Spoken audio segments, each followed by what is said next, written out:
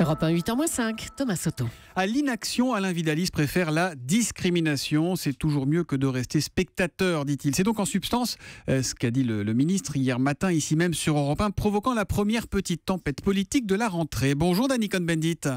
Bonjour Thomas. Le secrétaire d'État au transport a-t-il perdu une occasion de se taire ou dit-il enfin les choses en faisant un sort au politiquement correct, Dany ?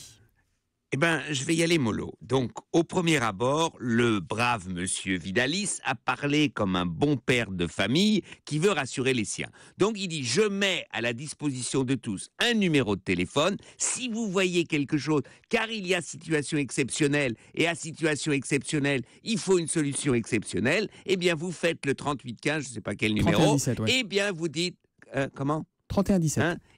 31-17, voilà, pardon. Et après, voilà, vous dites, j'ai vu un tel, j'ai vu ceci, j'ai vu cela. Et comme cela, tout le monde participe à la protection de tout le monde. Ça paraît simple, ça paraît évident. Et au premier abord, on dit, pourquoi pas. Bon, et au second abord, pas alors faire ça. Alors, au second abord, voilà. Je suis paranoïaque. On est tous un peu parano. Et ça nous rend parano, ce qui se passe. C'est vrai qu'on a peur. On prend le train, on n'est plus sûr. On va au cinéma, on ne sait pas ce qui peut arriver. On va dans un parc, on ne sait pas ce qui peut arriver. Donc, avec cette paranoïa, on regarde à droite et à gauche. Ça m'est arrivé aussi, dans un aéroport, tout ça, de regarder, dire « Ouh là là, ce type-là, bon, etc. » Alors, à partir de cela, eh bien, si on a un numéro de téléphone, les gens vont se téléphoner. Vous avez 200 000 coups de téléphone. Alors, imaginez comment filtrer 200 000 coups de téléphone. Parce que si c'est quelqu'un qui a vraiment un sac, alors je ne sais pas s'il est barbu ou pas barbu, et tout ça, qui a quelque chose dedans, il faut agir vite. Donc, vous allez toutes les 5 minutes faire venir les flics qui vont tomber sur un pauvre type qui avait une raquette de tennis dans son sac et qui se dit « mais qu'est-ce qui m'arrive ?» etc. Parce que si c'est quelqu'un qui a des armes, vous ne pouvez pas l'appréhender simplement en disant « Pardon monsieur, est-ce que vous n'auriez pas par hasard une arme dans votre sac ?» etc. Bah, mais alors, abord, Dany, est-ce qu'il faut discriminer au moment de contrôler les gens ? Est-ce que Vidalis a raison ou pas ? non, il a tort parce que ça sert à rien. Puis au moment où on dit ça, eh bien, par exemple, le terroriste maintenant, il dit bon, ben, je vais enlever ma barbe, je vais par exemple, je vais prendre le look d'un racidim, d'un grand rabbin avec des pailleusses, etc.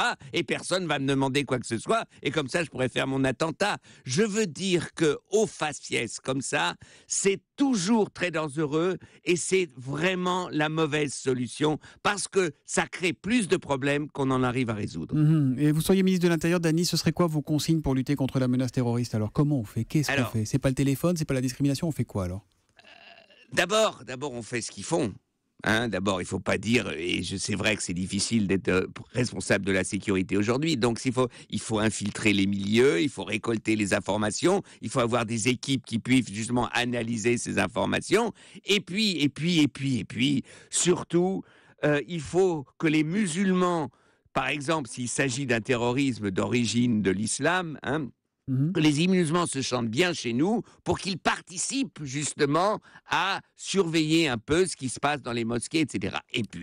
Et puis, tant que Daesh sera victorieux, on vient de l'entendre, en Irak, en Syrie, etc., tant qu'il y a des grandes régions appauvries au Mali, au Niger, au Nigeria, etc., qu'on fait rien, eh ben, les Daesh, les Boko Haram auront la possibilité de continuer. Donc, tant qu'ils se fascineront parce qu'ils ont du succès dans ces régions, eh bien, il y aura toujours des personnes qui se sentent mal pour des raisons très difficiles à expliquer qui pourront faire ce genre d'attentat comme ce qui s'est passé dans le Thalys. Voilà, l'humeur de Dany qui revient demain à 8h-5 sur Europe 1. Vous étiez en direct de Berlin ce matin. On remercie donc la télévision publique allemande ARD qui vous a accueilli dans ses studios. À demain, Dany.